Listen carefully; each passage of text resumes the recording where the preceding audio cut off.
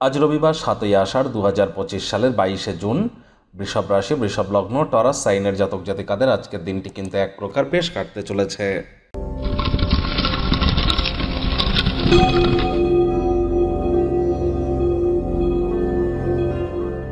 ভিডিওটির শুরুতেই আপনারা দেখতে পাচ্ছেন নবগ্রহ বীজমন্ত্র। পারলে 9টি গ্রহকেই শান্ত রাখবার জন্য এই নবগ্রহ বীজমন্ত্র 108 বার করে জপ করুন। এটি আপনাদেরকে অত্যন্ত উপকৃত করতে চলেছে। একই সাথে 9টি গ্রহকে শান্ত রাখতে চলেছেন। এর থেকে বেটার কিন্তু আর কিছু হতেই পারে না। বন্ধুরা, অম্বুবাচীর হার্দিক শুভেচ্ছা অভিনন্দন আপনাদের সকলকে রাজযোগ চ্যানেলের তরফ থেকে জানাবো। আজ থেকেই শুরু হয়ে গেল অম্বুবাচী।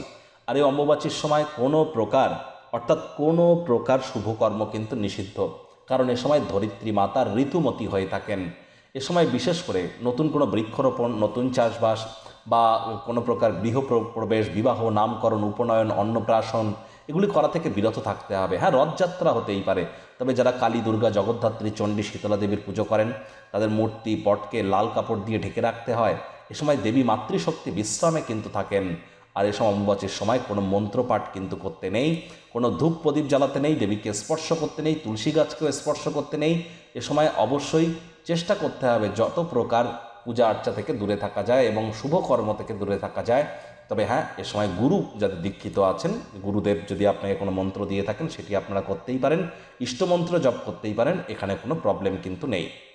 ভাগ্যমিটার আজ আপনাদের বলছে 8/10 ভাগ্য আপনাদের অনুকূলেই থাকবে। তবে হ্যাঁ, স্বাস্থ্যগত ব্যাপারে আপনাদেরকে একটু সাবধানতা অবলম্বন করেই চলতে হবে।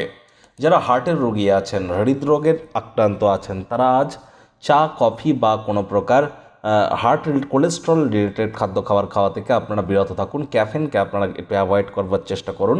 অর্থগত ব্যাপারে আয় ইনকাম বাড়বে। নতুন উদ্যোগ পরিকল্পনার পাশাপাশি নতুন নির্মাণ কার্যের শুরুয়াত আজ করা যেতেই পারে।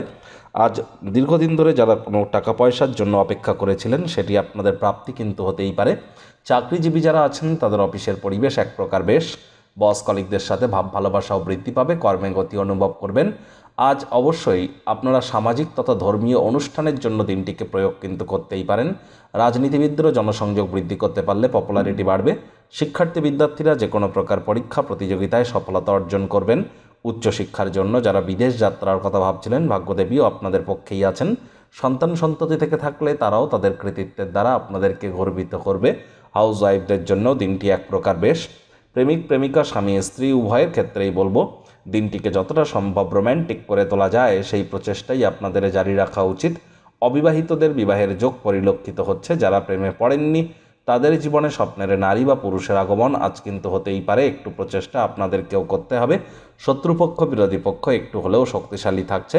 পরিবার পরিজন, নিকটে স্থানীয় ব্যক্তিবর্গ, বন্ধু স্বজন সকলের সাথেই ভাব ভালোবাসা বৃদ্ধি পাবে। পরিবারের প্রতি সকল প্রকার দায়িত্ব সঠিক সময়ের মধ্যে সুনিপুণভাবে আপনারা পালন করতে চলেছেন। আজ আপনার অতিরিক্ত সময় পরিবারে বাচ্চা কাচ্চা থেকে থাকলে তাদের সাথে একটু ব্যয় করুন। শিশুরা নিষ্পাপ আধ্যাত্মিক ব্যক্তিস্বরূপ। সন্ধেবেলার সময় বিশেষ কিছু পরিকল্পনা করে আপনারা কাটাতেই পারেন।